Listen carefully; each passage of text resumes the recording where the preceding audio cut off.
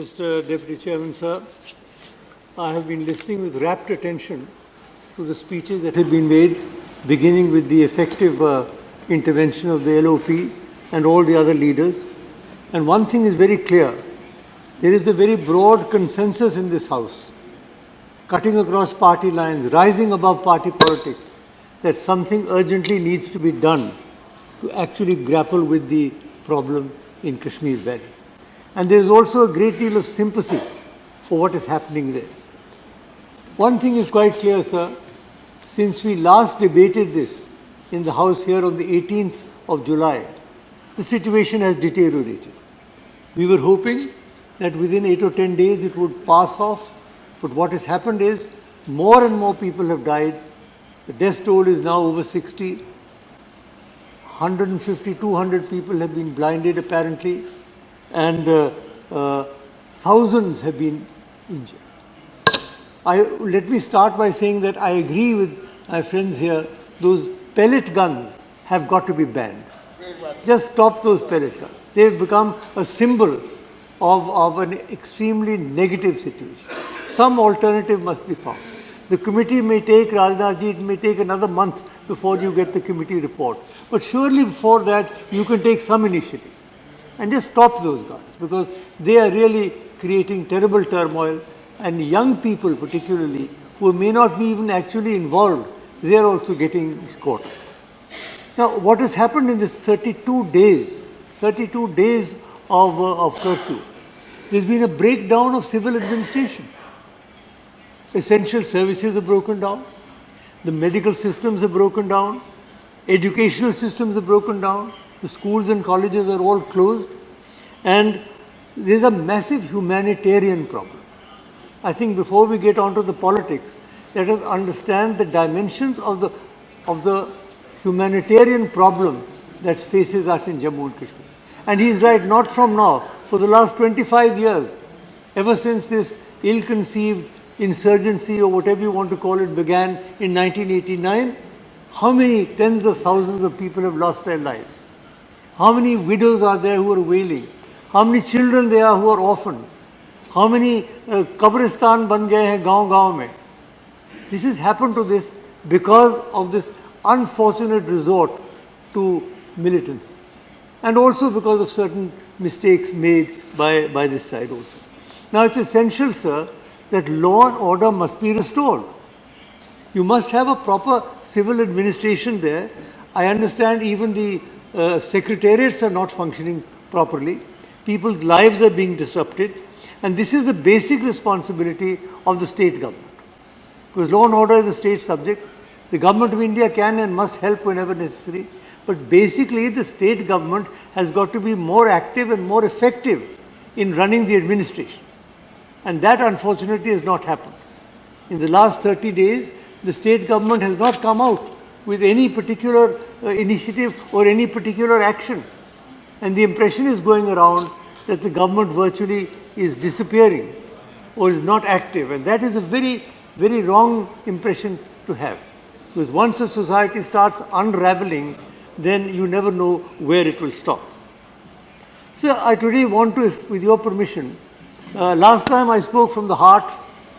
Today I want to speak from the heart and the head also. I want to place before this Honourable House some factors which perhaps may not be fully known and may be a little uncomfortable, but whatever I will say are based upon fact.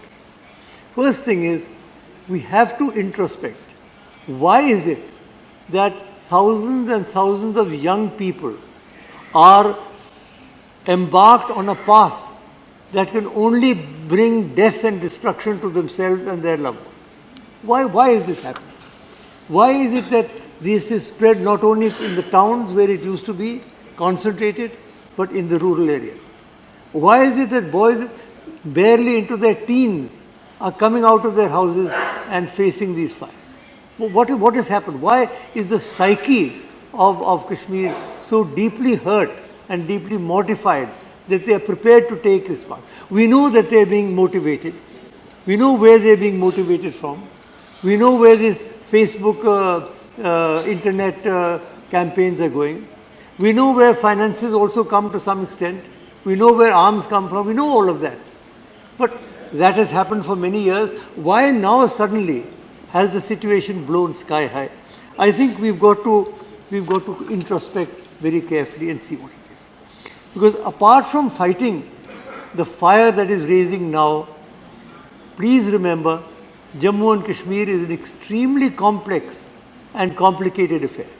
There is no magic bullet that will solve it overnight. Everybody wants a solution. I've been involved in it ever since it started, even before partition. And I know that there is no simple solution. But that does not mean that we can sit back and say, no, no, this has to go. We have got to put our heads together and see what sort of consensus we will take. Now let me take 2 or 3 things. First of all, we insist Jammu and Kashmir is an internal affair. Okay, it is an internal affair, I agree, obviously.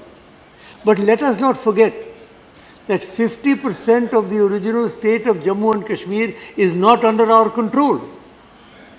The state of Jammu and Kashmir, for which my father signed the instrument of accession, was 84,000 square miles. Today we have hardly 42,000 square miles are in our control. 42,000 square miles are not under our control.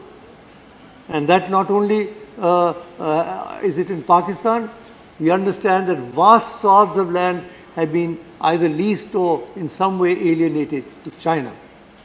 So when we say we won't speak to Pakistan, does it mean that we have legitimized that?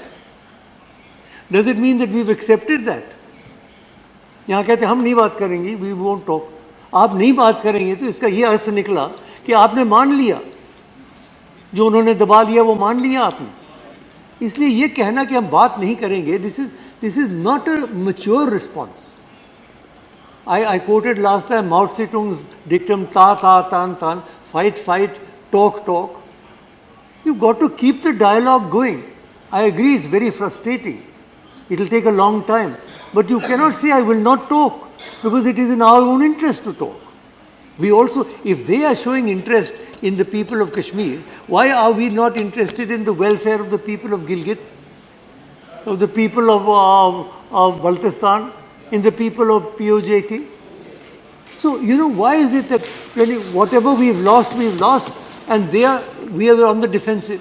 So I think, first of all, we say it's an internal matter, but that is an oversimplification. It is not only an internal matter, there is a very major international aspect to this. There's Pakistan, there's China, and therefore we have to continue with the processes of dialogue. I'm not going into the details of what can be done because that will take much too long, but I'm making this point. And I think it is a point that needs to be made and needs to be understood, because we sometimes very sort of blithely say, it's an internal matter, hamara kuch nahi hai. We must realize what this means.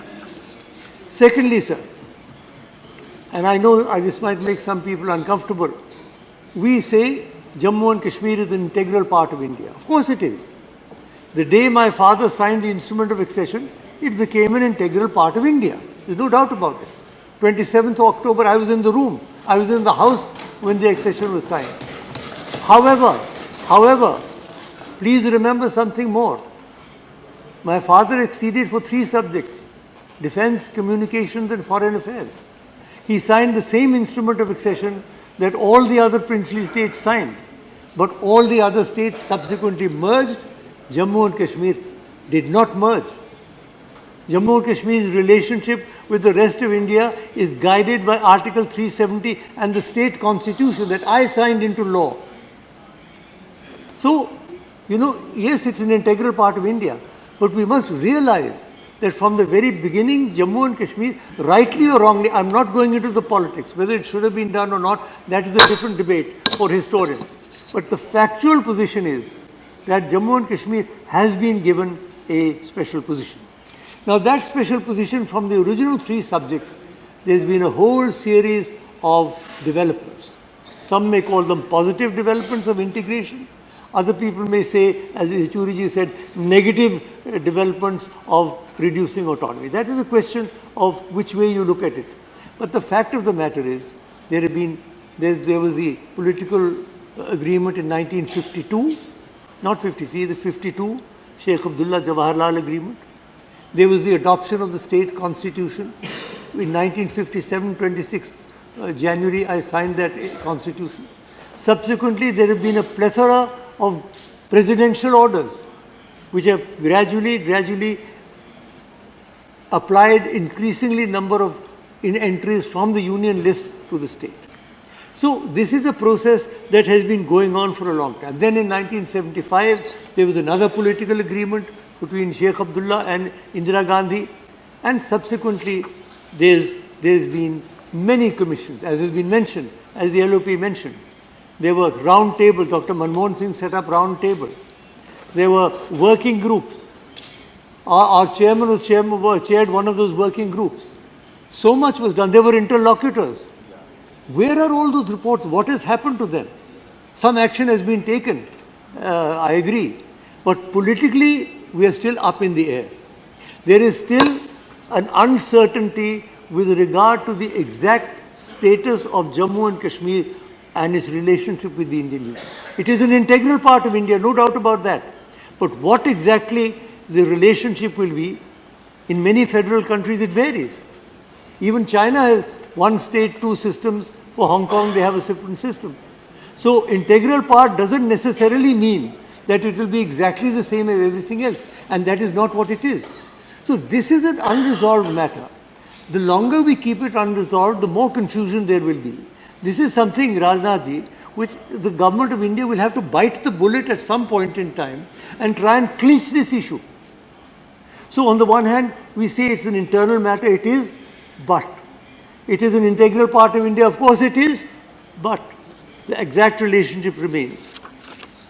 And also, Jammu and Kashmir is a single state, yes, but as it was mentioned by Shamsher Singh Manhas and mentioned by other people, there are three clear-cut regions there. There's Jammu, there's Kashmir, there's Ladakh. There were 5 regions actually. 2 regions are now not under our control, POJK and Gilgit-Baltistan. And there are these 3 regions. And they have their own problems. And the youth in those regions have their own aspirations, which will not necessarily coincide with each other. So therefore, I would submit, the point was well taken, that where we have Jamhuriyat, democracy, we have Insaniyat, humanity, we have Kashmiriyat. Let us add 2 more. Jammuiyat, not Jamhuriyat, Jammuiyat and Ladakhiyat. They are also parts of the state. They cannot be brushed aside as being not important. I agree that the crisis at present is in the Kashmir Valley. But please remember that whatever happens in one region, as our friend Ghulam Nabi Azad was the first Chief Minister of Jammu and Kashmir from Jammu, from the Jammu region, in 70 years. After Dogra rule, the first time somebody from Jammu became Chief Minister there. And he knows what happens in Jammu, what happens in Kashmir. You remember that Amarnath Yatra disaster that took place? Sir? The Amarnath Yatra, that disaster that took place, it started in Kashmir, then in Jammu. For months and months the thing was free. So it is not as if you can brush aside the other 2 regions. They have their own problems. They have their own aspirations. And any overall settlement of Jammu and Kashmir will have to take into consideration the varying political aspirations of the 3 regions. I'm just leaving it at that. I don't want to spell it out further. But this is something, because Gajendra Gadkar Commission we set up in 1967 for redressing regional imbalances. Chief Justice of India, brilliant man. In 77, Sikri Commission, another Chief Justice of India. So many commissions have set up. But still the matter is still unclear. So why I am making all these points is not in order to score any political points, but simply to submit to this Honourable House, through you, sir, that there are these many dimensions of the problems in Jammu and Kashmir. There is the humanitarian dimension, there is the internal, external dimension, there is the dimension of the special position of Jammu and Kashmir, and there is the dimension of the regional imbalances and regional problems in Jammu and Kashmir. So when we now are determined, Rajnath ji, to now address the problem in an integrated fashion, we have to keep in mind these various dimensions. That is really what I wanted today to put before the House, because I think perhaps I am in a position, better position perhaps than most, to be able to be quite clear with regard to these various factors. Yes, sir, economic development is very important. There is no doubt about it. The Prime Minister talks about Vikas, development, and as has been mentioned, AIMS is there, IITs are there, IIMs are there, central universities are there, and these are all very, very welcome. Employment, tourism, handicrafts, horticulture, so much can be done in the valley. But it is not only an economic problem. It is a political problem also. This has got to be accepted. Please remember that. If you look upon it only as an economic problem, giving this package and so many thousand, you can do it. You should do it. We have to do it. But that is not going to solve the problem. It is a political problem. It is a complex political problem. And today we are facing a situation where there is widespread alienation among the people of the valley.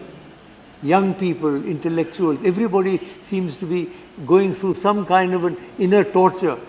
So, sir, we have got to put our heads together, we've got to put our hearts together, and we've got to do something concrete. An all-party delegation is a good idea, but I would submit, sir, let us not go there in a hurry. Let you not go there in a hurry. You have to do some groundwork before you go. अगर आप सिर्फ जाएं वहाँ और महबूबा जी और उनके मंत्रियों से और चीफ सेक्रेटरी से मिलके वापस आ जाएं, उसका कोई लाभ नहीं होगा. You have to do a lot of groundwork. When you go, you should be able to meet a wide spectrum of people. That work has to be done. But I would suggest to the government that what is now needed is an empowered group that can take decisions, not only make recommendations, take everybody's views, but then some decisions have to be taken. Because Dr. Manmohan Singh ji, during his tenure, with all those excellent round tables that he set up, there's a whole plethora of excellent advices, but not only on development, also on politics. So it's a political problem, it's an economic problem, it's a humanitarian problem. And sir, I would close by saying that this is not only a Kashmiri tragedy, it is a national tragedy.